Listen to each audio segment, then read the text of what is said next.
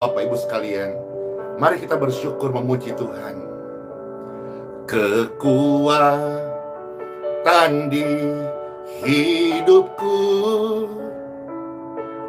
ku dapat dalam Yesus.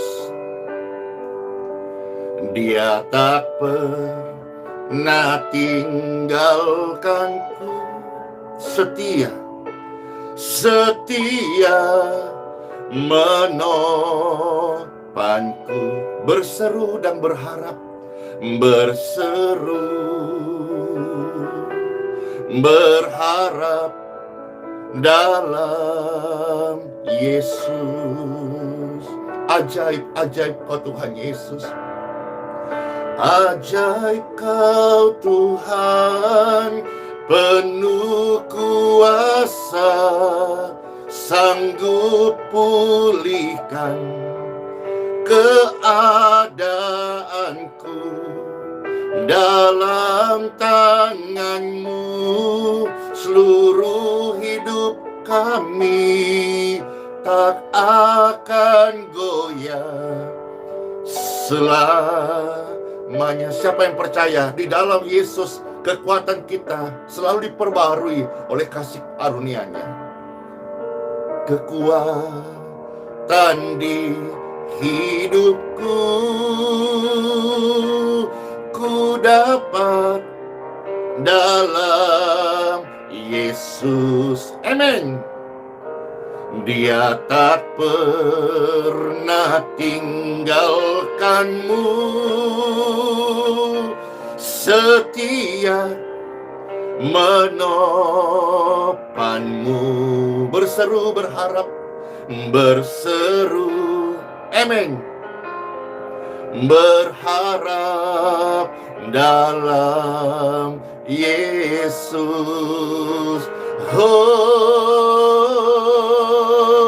ajaib Kau Tuhan, penuh kuasa, sanggup sembuhkan keadaanku.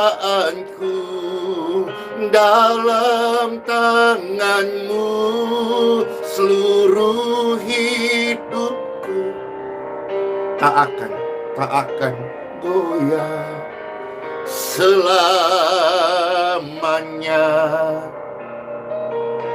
Ajaib, selalu Tuhan Yesus penuh keajaiban. Mari Bapak Ibu sekalian, bukalah dua tangan-Mu. Engkaulah yang sanggup pulihkan keadaanku. Dalam nama Yesus, hidupku disembuhkan, dipulihkan, dipakai, diangkat oleh Engkau Tuhan. Engkau datang untuk mengangkat hidup setiap orang berdosa, untuk menjadi saksi Kristus yang ajaib. Di dalam Tuhan Yesus, hidupmu akan dibawa pada keajaibannya. Sebab Yesus adalah keajaiban. Saudara dan saya membawa keajaiban Tuhan Yesus. Yes! Siapa yang percaya? Bersama saya katakan, saya adalah keajaiban Tuhan Yesus. Bagaimana bukan keajaiban, saudara-saudara? Saya yang sampah, saya yang busuk, saya yang hina dina, saya yang kotor, saya yang susah, saya yang miskin, saya yang terkutuk, saya yang penuh dengan lumpur lembah kekelaman. Karena keajaiban Yesus, hari ini saya ada sebagaimana ada. Bukan kuat dan bukan gagahku, bukan karena fasih lidahku, bukan baik rupaku, tapi karena keajaiban dari Tuhan Yesus Kristus. Bapak Ibu pun demikian, saudara-saudara. Engkau adalah keajaiban Yesus Kristus.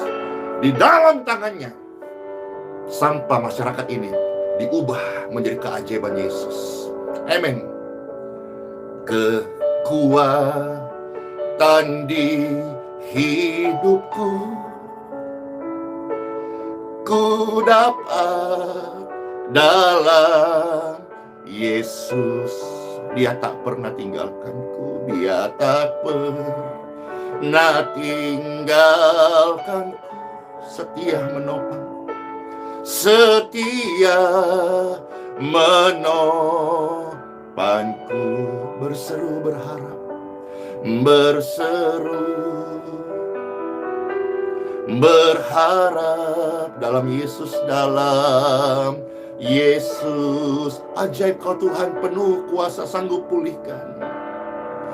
Ajaib kau Tuhan, penuh kuasa, sanggup pulihkan keadaan kami.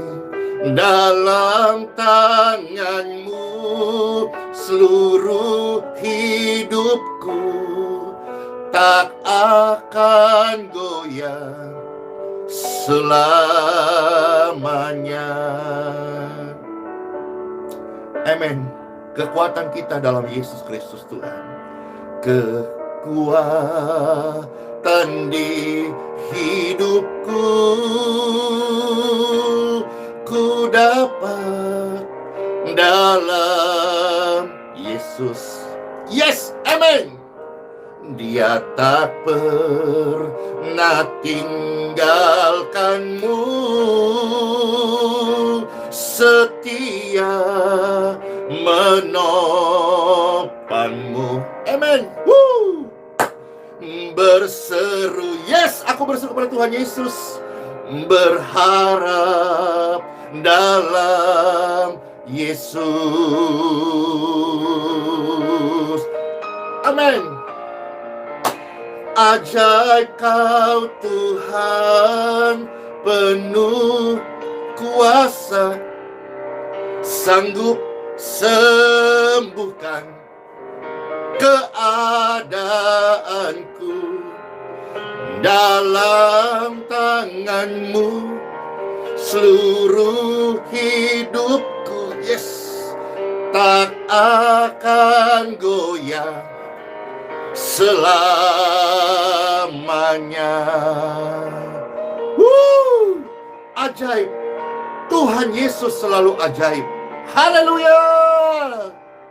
Dia yang sudah memulihkan hidupku dan juga akan memulihkan hidupmu. In Jesus' name. Dia yang mengangkat setiap kelemahan, Dia yang membayar dosa dan kejahatanmu. Dan hari ini, saudara-saudara, terimalah Dia. Dalam Yesus ada pemulihan. Dalam Yesus selalu ada keajaiban. Amin. Amin. Tak akan ku goyah sampai selamanya, tak akan goyah sampai selama-lamanya. Kami belajar percaya, belajar setia, belajar nurut sampai selama-lamanya. Tuhan Yesus memberkati. Penuh kuasa, sanggup pulihkan keadaan kami. Tidak akan goyah sampai selama-lamanya. Yes, amen. Yesus adalah keajaiban. Di dalam Yesus penuh keajaiban.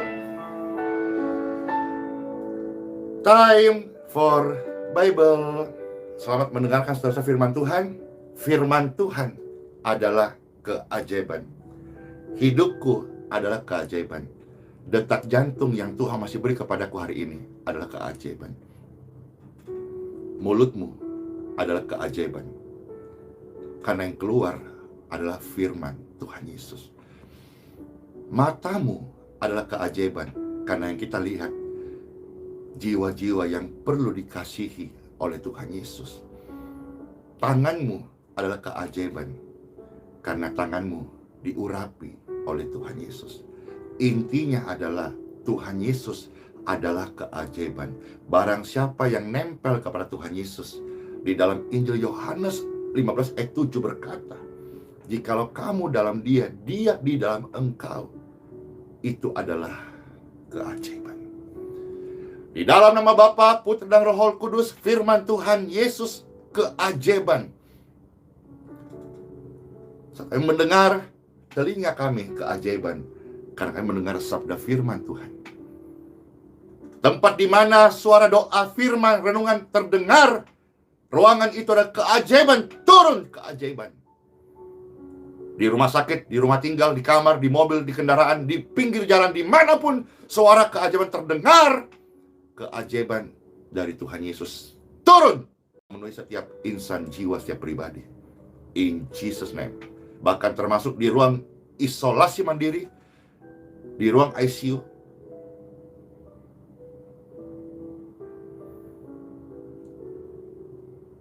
Keajaiban dari Tuhan Yesus mengalir.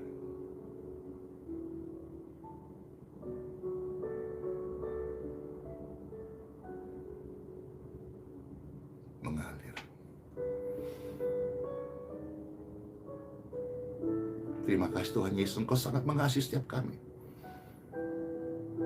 Termasuk orang-orang berdosa yang hina dina, yang ditolak manusia, diremehkan orang lain, direndahkan, dipojokkan, disalahkan, selalu menjadi kambing hitam.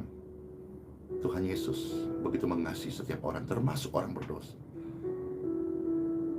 Dia mengasihi Bapak Ibu sekalian.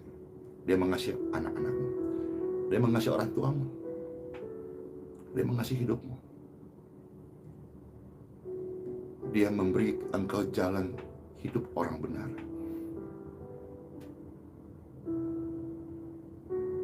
Terima kasih Tuhan Yesus buat kasih-Mu yang sempurna ini. Hati kami teduh saat ini. Ketakutan, kecemasan sudah go!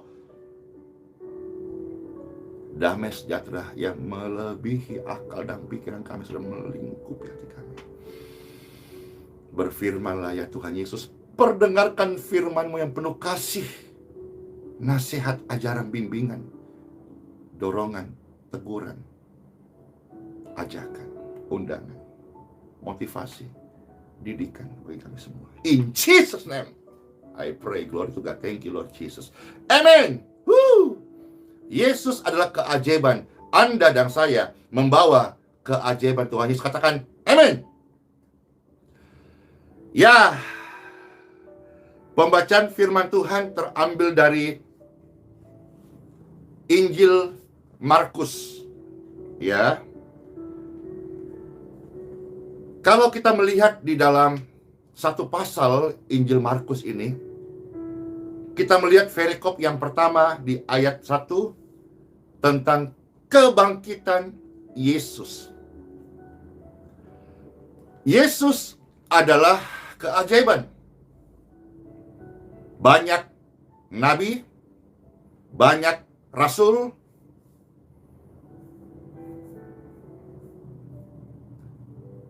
tapi ketika mereka mati, mereka tidak bangkit lagi. Kalaupun pernah kejadian ada orang mati bangkit, sekarang dia sudah mati dan tidak bangkit-bangkit lagi. Tetapi Yesus, Tuhan Yesus Kristus, kebangkitan dan hidup, jalan kebenaran dan hidup. Dia mati untuk membayar keselamatan, menebus jiwa, membayar utang dosa. Tapi setelah itu, Yesus bangkit dari antara orang mati untuk menunjukkan bahwa Dia Tuhan yang Maha Kuasa. Kebangkitan Yesus aja.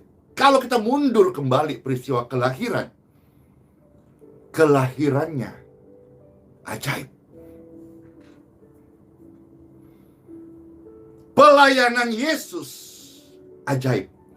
Maka sangat umum kalau hari ini pelayanan hamba-hamba Yesus ajaib. Karena mereka meneruskan pelayanan Yesus Kristus, sumber keajaiban. Kematiannya Tuhan Yesus memang tragis Bapak Ibu. Tragis inilah puncak-puncaknya begitu besar kasih Bapa akan dunia ini, sehingga ia telah mengaruniakan pribadinya, putranya yang tunggal, supaya setiap orang yang percaya kepadanya, yang harusnya binasa, digantikan menjadi tidak binasa, melainkan beroleh hidup yang kekal. Kematiannya tragis, karena menggantikan kita yang tragis ini, saudara-saudara. Maka sekarang di dalam Yesus, karena Yesus sudah menggantikan kematian yang tragis, hari ini orang percaya, kematianmu dalam Yesus keajaiban. Karena Yesus sudah menggantikan kematian yang tragis itu dengan pengorbanannya. Kenaikannya ke surga ajaib. Dan nanti dia akan datang kembali menjadi raja segala raja. Saatnya tiba, penuh keajaiban. Wow. Kalau kita langsung melihat, saudara-saudara, di ayat yang ke-9 dari Markus pasal 16, di sana dikatakan Yesus terangkat di surga. Sebelum Yesus terangkat ke surga, Yesus tahu bumi masih membutuhkan keajaibannya. Maka Yesus memberikan keajaibannya kepada semua orang yang percaya. Sebut nama Bapak Ibu sekalian. Kalau engkau percaya Yesus, bukan karena namamu besar, badanmu besar, uangmu banyak, lalu engkau bawa keajaiban. Bukan. Yang membuat keajaiban adalah Yesus. Sebelum Yesus naik ke surga, terangkat ke surga dengan cara yang ajaib, bukan naik pesawat, bukan naik baling-baling bambu, bukan. Keajaibannya membuat dia bisa naik, terangkat ke surga. Wow. Jadi keajaiban Yesus itu di luar nalar kita, saudara-saudara. Itulah keajaiban Yesus. Sekarang Pastor mau baca Markus 16 mulai ayat 9 sampai dengan ayat 20. Wah, Pastor akan membaca saat ini 11 ayat. Selamat mendengarkan firman Yesus. Firman keajaiban. Yes. Setelah Yesus bangkit pagi-pagi pada pertama minggu itu, ia mula-mula menampakkan diri kepada Maria Magdalena. Daripadanya Yesus pernah mengusir 7 setan. Maria Magdalena seorang perempuan yang terikat 7 setan, dilepaskan oleh Yesus. Dia mengalami keajaiban, saudara-saudara. 7 roh jahat itu apa? Roh penyakit barangkali, roh Cina, roh paluka, roh pencuri, roh dengki, roh iri, roh penyembah berhala, roh gosip, apalagi roh iri dengki. Ya, banyak lebih sebetulnya. Tapi dikatakan 7 setan. Kita lawan 1 setan aja nggak menang. Bagaimana 7 setan belum dengan antek-anteknya? Tapi bisa, karena Yesus adalah keajaiban. Kita nggak bisa menang lawan setan dengan pistol, pedang, no. Tetapi nama Yesus yang membuat setan gemetar, iblis diinjak-injak. Ayat 10. Lalu perempuan itu yang sudah menerima keajaiban,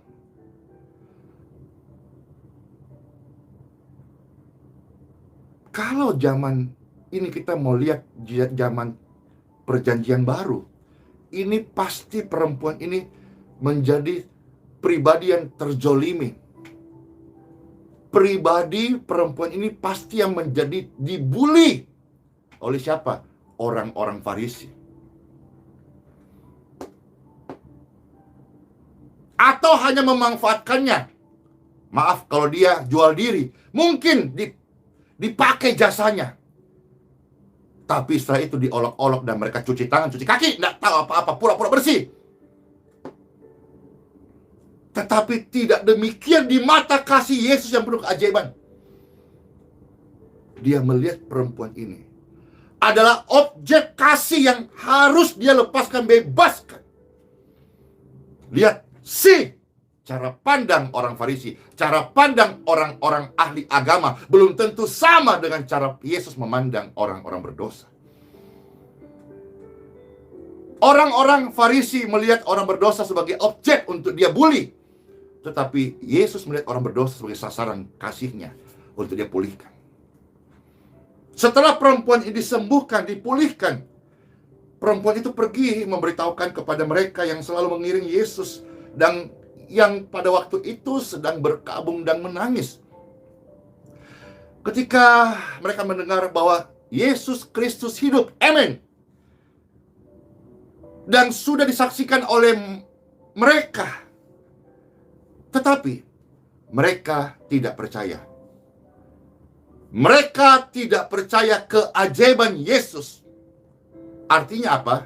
Sampai hari ini, sekalipun di depan mata sudah terlihat keajaiban, akan ada orang-orang yang tidak percaya keajaiban Yesus. Itu adalah pilihan Anda. Tetapi saya beritahu, sangat disayangkan. Saya menjadi hamba Tuhan yang melayani. Biarlah terus Tuhan tuntun hatiku, betul-betul hati hamba. Saya tidak berani untuk mengatakan lebih baik dari orang lain. Tapi kalau saya tahu kebenaran dan orang itu tidak percaya, apalagi keajaiban Yesus yang sumber keajaiban, saya bisa berkata, sayang sekali. Sayang sekali. Tapi ya sudahlah. Saya bukan pemilik hidup mereka. Tuhan pemilik hidupku. Saya hanyalah seorang hamba yang tidak berguna, yang mendedikasikan hidup menjadi pendoa sahabat bagi orang-orang sakit.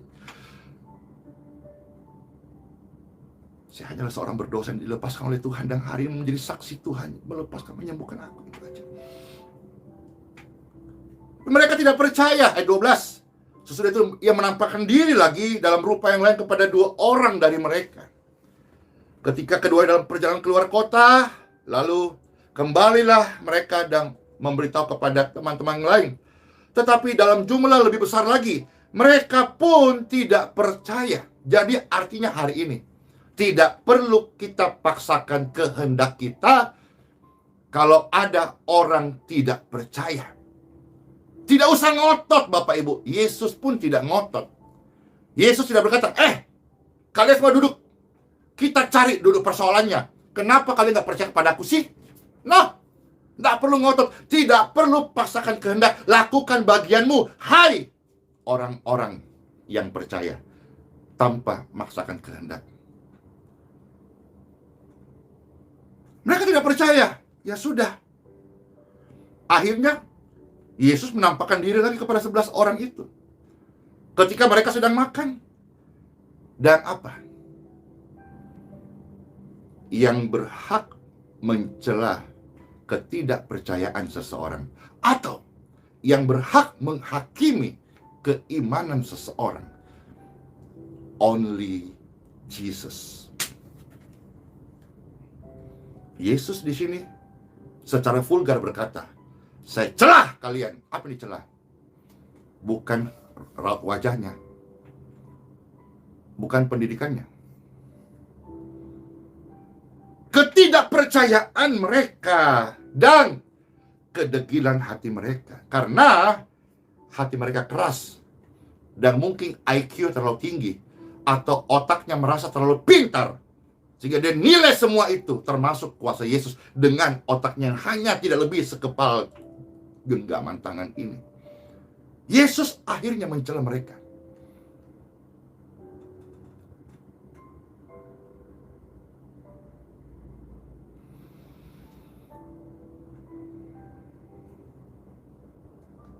Yesus mencela ketidakpercayaanmu.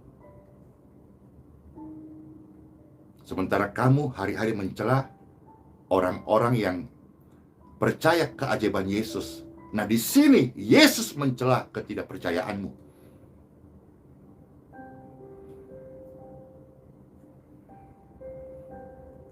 Tapi bagi murid yang percaya, dan saya mengambil rema ini, bagi semua orang yang percaya, Yesus berkata, kenapa sih bisa berkata ini rema? Karena firman Tuhan ini adalah tulisan yang diilhamkan Roh Kudus berupa logos. Logos itu adalah apa yang tertulis. Tapi ada firman yang harus menjadi rema. Rema itu adalah logos yang hidup, dihidupin, merasuk dalam kehidupan orang yang membaca firman. Bukan hanya taruh di sini, tapi merasuk, memenuhi hidupnya. Kalau dia hamba Tuhan, memenuhi hidup hamba Tuhan itu. Dia terobsesi, dia termotivasi, dia tergiurkan, dia kecanduan. Dia menjadi sesuatu yang selalu mau lakukan firman Tuhan apa yang dia baca. Nah, bagi orang yang percaya, Yesus berkata, pergilah ke seluruh dunia, beritakanlah Injil kepada semua orang. Injil adalah keajaiban. Injil adalah kabar keajaiban.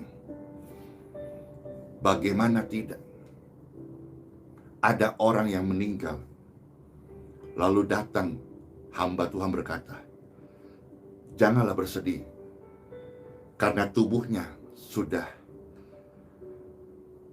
tinggal jasad saja, tetapi sesungguhnya rohnya sudah hidup selama-lamanya di dalam keajaiban surga Yesus Kristus. Wow, air mata langsung menjadi sukacita. Injil adalah keberkahan, keberkatan. Injil adalah kasih karunia. Injil adalah kemurahan, kebaikan Tuhan. Pergilah, artinya dimanapun kau berada, jadilah saksi Injil. Ingat, Injil adalah kabar baik dan bukan kabar gosip. Tidak perlu Anda mendapat label ataupun penghargaan dari sinode atau sekolah tinggi teologi. Engkau menjadi seorang hamba Tuhan baru melekat Injil. Sekalipun engkau orang berdosa, engkau orang biasa, tapi engkau menemukan Kristus dan jiwa hidupmu, engkau bisa menjadi penginjil. Manusia memang melihat apa yang kelihatan. Belum sah, belum diwisuda, belum dikasih jabatan secara organisasi, belum layak. Now! Siapapun Anda, jemaat, tukang masak, mau ibu-ibu rumah tangga yang kerja hanya pakai baju daster, tapi dia bisa menjadi saksi buat tetangganya, masyarakatnya, anak-anak cucunya. Itu adalah kabar baik. Karena Yesus sudah mengubah ama-ama yang tukang masak, yang tadi cerewet, akhirnya menjadi hari-hari memuji Tuhan Yesus. Itu Injil, kabar baik, kesaksian hidup. Beritakanlah Injil. Sampaikanlah kabar baik. Biarlah Injil ini mengubah hidupmu dan menjadi saksi. Supaya kita, ketika dibaca kesaksian hari-hari hidup kita, orang melihat Injil itu hidup, berkuasa, dan mengubah hidup kita. Bapak Ibu sekalian, keajaiban itu bukan hanya sekedar pintarnya kita untuk mengucapkan kalimat keajaiban. Keajaiban Yesus itu real.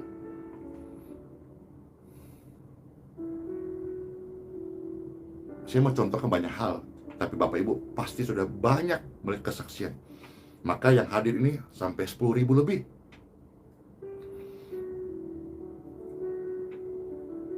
Dan setiap hari di TV aliran kesembuhan, kadang tembus 300.000 per hari yang lapar dan haus untuk mendengarkan keajaiban Yesus itu real.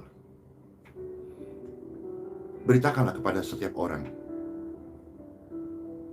Mungkin cara kita memberitakan itu berbeda-beda. Bagi pastor sih, Injil itu seperti menu makanan. Kalau kita pintar cara menyajikan, lezat, menggairahkan, menggiurkan, hangat, kita kasih sedikit eh, bumbu-bumbu yang menarik itu. Kenapa ada penginjil yang orang suka dengar padahal sederhana?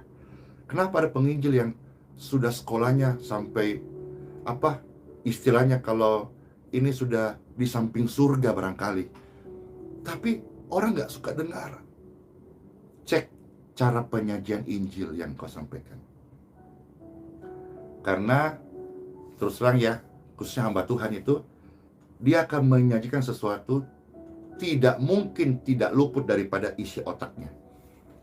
Nah, kalau isi otak kita diubah Kristus, menerima kebaikan Kristus, pasti yang keluar kebaikan, pengampunan, kesaksian. Tapi kalau sekalipun dia hamba Tuhan, isi otaknya adalah penghakiman, dia akan keluar ayat-ayat tentang menghakimi.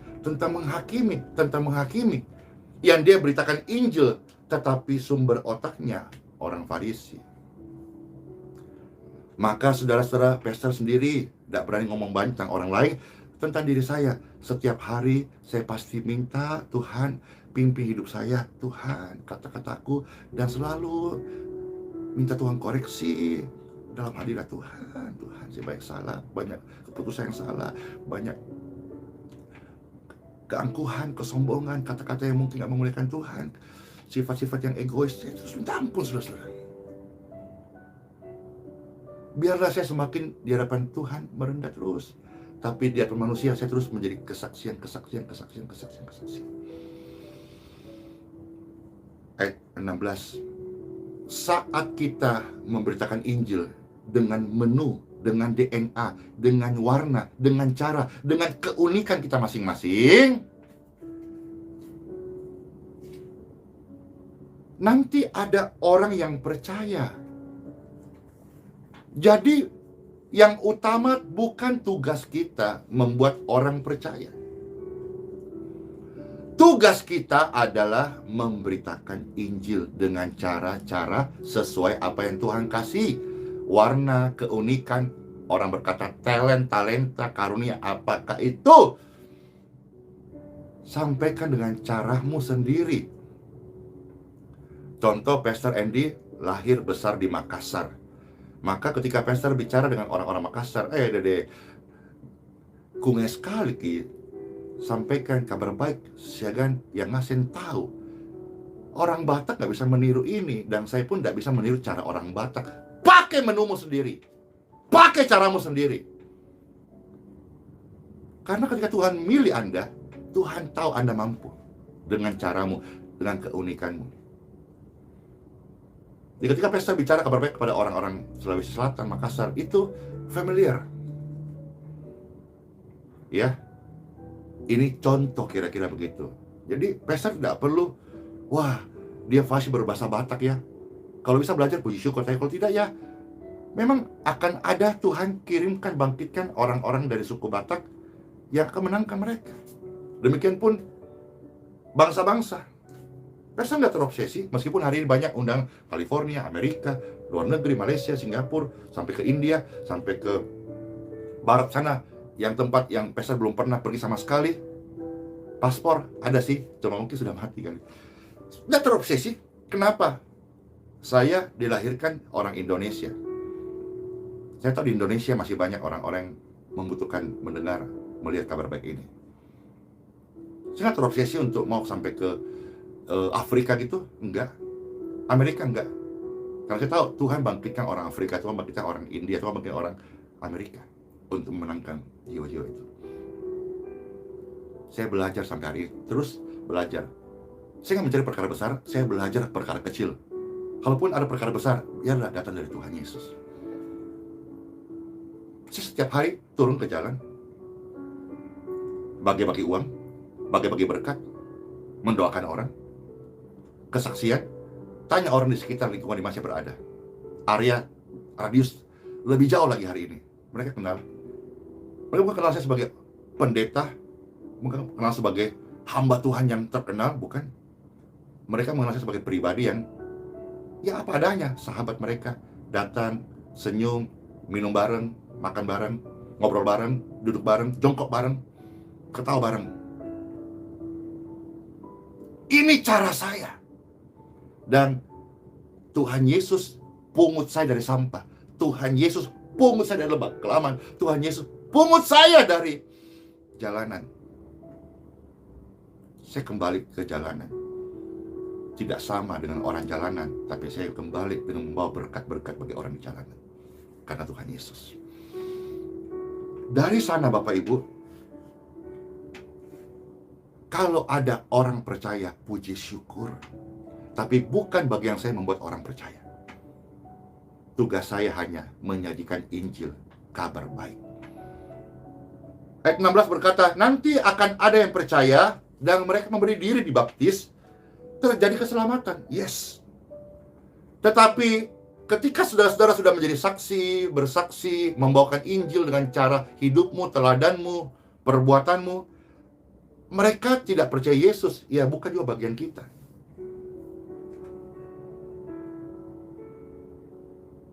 Yesus berkata, yang percaya diselamatkan, yang tidak percaya akan dihukum. Ini mutlak, absolut kedaulatan Tuhan Yesus. Bahkan sampai di ujung maut pun, kita mendengar misalnya, ada orang habis berbuat dosa. Atau katakanlah seorang pezina atau perempuan pezina habis melakukan dosa atau jual diri. Lalu ketika dia keluar dari tempat di mana dia melakukan hal itu, dia ditabrak, kecelakaan, dan meninggal. Kita nggak bisa menghakimi. Dalam arti, pasti masuk neraka, belum tentu. Siapa yang tahu? Di akhir hidupnya, dia berkata, Tuhan Yesus,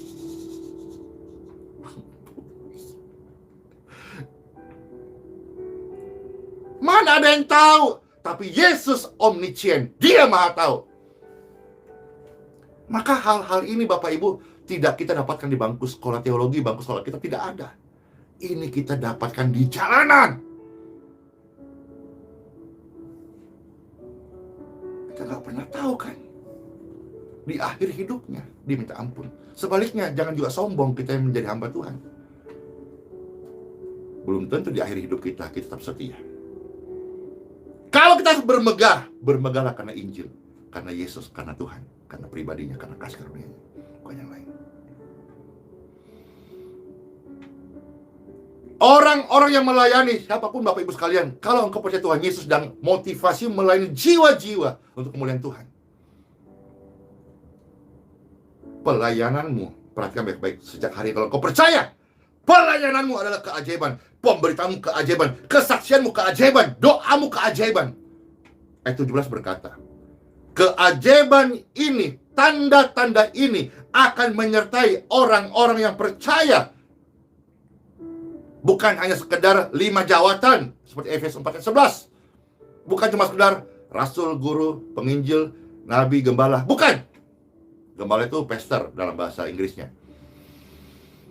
Tetapi di sini sebelum Tuhan naik ke surga, dia berkata, keajaiban surga, keajaiban Injil, keajaiban Yesus akan menyertai orang yang percaya. Apakah Anda percaya? Yes, Anda juga membawa keajaiban Tuhan Yesus. Amin.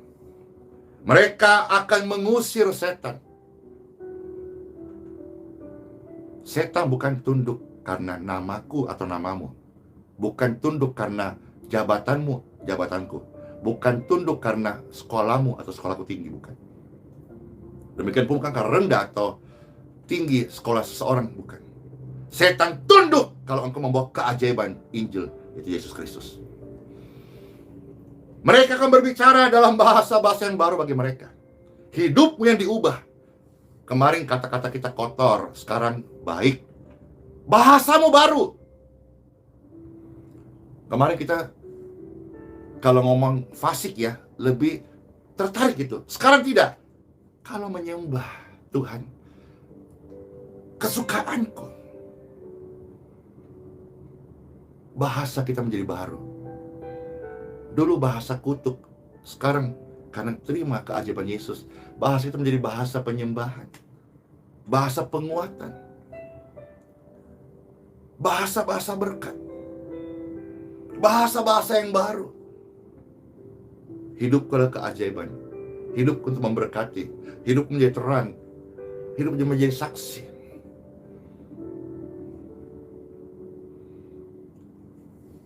Jelas ya Bapak Ibu, bahasa baru di sini. Saudara mau menyembah dengan kidung mazmur, penyembahan kepada Tuhan dengan syair, lagu dan pujian.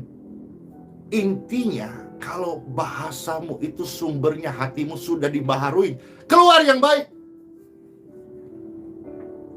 Ku bersuka atas perbuatanmu, selamanya ku kasihi Engkau Yesus.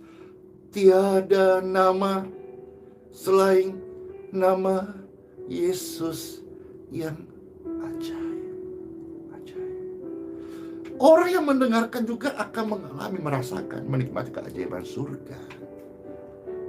Ku bersuka atas perbuatanmu, selamanya mari Jo, kita mengasihi Tuhan Yesus. Sebab tiada kasih seperti yang ada padamu. Kalau orang-orang yang sok pintar, dia akan berkata, wah ini bahasa roh ini. Lalu mulai mempermasalahkan bahasa roh lagi. Padahal setiap orang punya hubungan masing-masing dengan Tuhan Sang Pencipta. Mau dia doa dengan cara him, diam, dengan cara ekspresi, tepuk tangan, angkat tangan, lipat tangan, duduk berlutut, buka mata, tutup mata, baring, tengkurap, tiarap. Masing-masing orang membangun hubungan secara pribadi, personality. Jangan sampai kita punya waktu sampai ubang sudah putih hanya urus-urusan orang lain. Orang semakin deep dengan Tuhan, kita semakin capek urus orang lain yang bukanlah kerjaan kita. Dan Tuhan tidak suruh kita itu sebetulnya. Ya sudahlah, mereka ada di antara kita.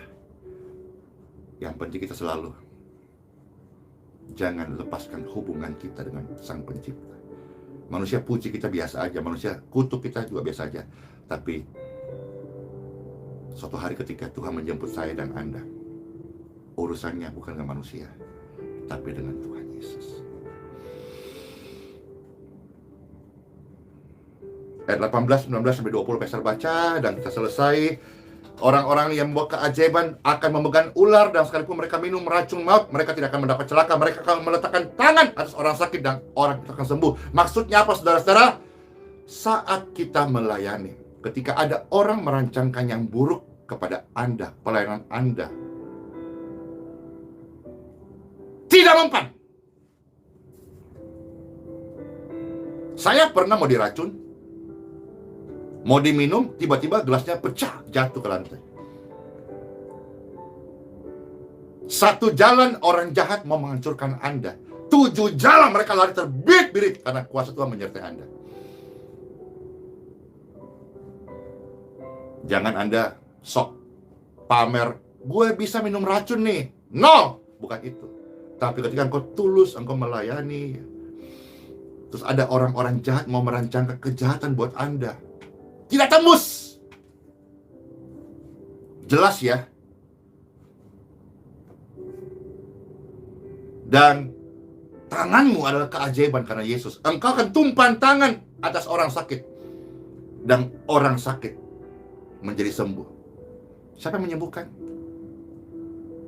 Tuhan pakai Anda untuk menyembuhkan oleh kuasanya. Dan sesudah itu Tuhan Yesus berbicara kepada mereka, lalu terangkat ke surga dan kembali duduk di sebelah kanan Bapa. Lalu ada yang pergi, ada yang tinggal. Yang tidak percaya, dia tinggal. Tapi yang percaya, dia pergi. Tapi sepanjang jalan, yang pergi pun banyak ragu. Tapi keraguan untuk percaya, kalau engkau terus melekat dengan Kristus, engkau akan menjadi percaya. Tanda keajaiban akan menyertai pelayanan kita semuanya. Hidupmu, doamu, hari-hari hidup, keluargamu, pekerjaanmu, gerejamu, misi yang Tuhan kasih. Percayalah, keajaiban masih ada. Kalau nggak percaya, jangan sampai kita menjadi orang yang ditulis Bible, dicela, dan juga Tuhan tidak memuji kedegilan hati orang-orang keras hati. Tuhan memuji hati orang percaya sekalipun dia orang sederhana. Seperti saya orang sederhana. Saya bukan orang pintar, cenderung juga agak bodoh sedikit, tapi mau belajar. Dan ayat 20 berkata, mereka pun pergilah memberitakan Injil ke segala penjuru, dan akhirnya Tuhanlah yang bekerja dan meneguhkan firman itu dengan keajaiban yang menyertainya. Di dalam nama Bapa, Putra dan Roh Kudus, hidupku yang sudah menerima keajaiban darimu Tuhan. Firman mengajar kami hari ini, keajaiban ini juga diberikan kepada setiap orang percaya, bukan hanya kepada Pastor Andy, bukan hanya di channel ini, di pelayanan ini, atau di gereja di mana Pastor melayani, atau dalam organisasi YHS saja, bukan. Tapi Tuhan menganugerahkan semua orang yang percaya. Dan bukan cuma sekedar dia seorang penatua, pastor, gembala, guru, rasul, nabi saja. Tidak. Yang kami baca, semua orang percaya. Tuhan Yesus, kami angkat tangan dengan berkata hari ini, kami akan masuk perjalanan iman kami, percaya kepada Engkau sebagai keajaiban. Dan mulai masuk dalam fase perjalanan iman. Engkau akan menerima, engkau akan melihat dari iman, perjalanan kepada iman, dari kemuliaan kepada kemuliaan. Kalau bicara soal kesembuhan, mungkin tidak langsung engkau akan berdoa untuk orang lumpuh berjalan. Mungkin engkau berdoa untuk hal-hal orang pilek-pileknya sembuh. Anakmu mulai engkau doakan, demamnya pergi. Mulai perjalanan iman. Sampai suatu hari engkau berdoa untuk orang buta, dan orang buta itu melihat. Sebuah perjalanan. Ada hamba Tuhan bernama Smith Wigglesworth, dia berdoa untuk banyak orang yang sudah meninggal dan hidup kembali. Tidak satu kali sukses, tapi dia tetap setia percaya. Gagal, belajar, gagal, belajar. Gagal adalah perjalanan untuk berhasil. Kegagalan itu sebetulnya hanya sukses yang tertunda. Jangan menyerah untuk percaya Tuhan Yesus. Tuhan Yesus menganugerahkan kepada saya dan kepada setiap orang percaya. Terimalah firman ini dalam nama Yesus, dan lakukanlah keajaiban Yesus Kristus dimanapun engkau berada, di pelayananmu, di keluargamu, di rumah tanggamu, di komunitasmu, di lingkunganmu. Tuhan Yesus memberkati semua orang-orang sakit disembuhkan. Tuhan Yesus memberkati orang-orang berdosa untuk hidupnya diangkat, dipulihkan Tuhan. Tuhan Yesus memberkati dunia usaha Anda, pelayananmu, pekerjaan tanganmu, masa depanmu, hari esokmu, keturunanmu, doa-doamu, kerinduanmu, dengan keajaiban. Hidup nama Bapa, Putra, dan Roh Kudus Tuhan Yesus. Terima kasih. Keajaiban kesembuhan juga mengalir saat ini. Dan engkau terima. Anda cek tubuh Anda. Kesembuhan itu mengalir. Anda cek jantung, dada, nafas Anda, kesembuhan mengalir. Anda cek darah Anda, kesembuhan mengalir. Anda cek sekarang sendi, lutut, kaki Anda, kesembuhan mengalir. Yang terbaring, lemah, diranjang, sekarang duduklah. Karena keajaiban Yesus sedang menghampiri engkau. Makan, minum secukupnya, dan pulihlah seutuhnya.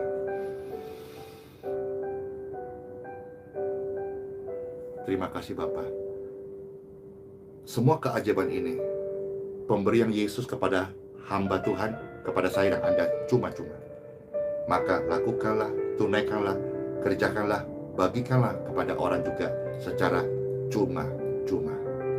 Tuhan Yesus Kristus memberkati kita semuanya. Soli Deo Gloria. Terpujilah Tuhan di tempat yang maha tinggi. Sola Fide. Hiduplah dengan iman. Masuk hari baru ini dengan penyertaan Tuhan yang ajaib. Di dalam nama Tuhan Yesus Kristus, semua kita bersuka cita. Yes! Bersama saya katakan amin, amin, amin. Saya adalah keajaiban Tuhan Yesus Kristus. Selamat masuk hari yang baru dengan penuh keajaiban dari Tuhan Yesus Kristus. Satu pujian saudara-saudara. Mau nggak? Boleh nggak? Ya? Ya, satu pujian. Ini saja ya. Ayo. Jalan hidup orang benar penuh dengan keajaiban. Jalan hidup. Come on. Orang benar diterangi oleh cahaya firman Tuhan. Jalan hidup. Oh ye. Orang-orang benar semakin terang hingga rembang tengah hari. Yes, apabila dia jatuh, tidaklah dibiarkan sampai tergeletak, sebab tangan Yesus pasti menopang Anda, yeay, dan mengangkatmu lebih tinggi. Yeay. Mana goyangannya? Hey, Tuhan, terima kasih buat sabda firman-Mu. Kami lakukan, kami terima, dan kami hidupi keajaiban. Amin. Jalan hidup orang benar. Jalan hidup. Yeay. Orang benar diterangi oleh cahaya firman Tuhan. Jalan hidup orang benar semakin terang hingga rembang tengah hari. Dor, apabila kamu jatuh, jangan menyerah. Tuhan tidak biarkan sampai tergeletak, sebab tangan Tuhan pasti menolong kita dan mengangkatmu lebih lagi, sebab tangan Tuhan ada, pasti mengangkatmu dan memulihkan hidup kita.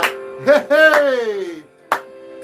Sebab tangan Tuhan jua yang menopangmu dan membangunkan kita semua. Oh ye, Immanuel, saudara-saudara, shalom. Masuk hari yang baru ya. Tuhan Yesus memberkati. Dadah, bless you. Dor, hehe. Amin.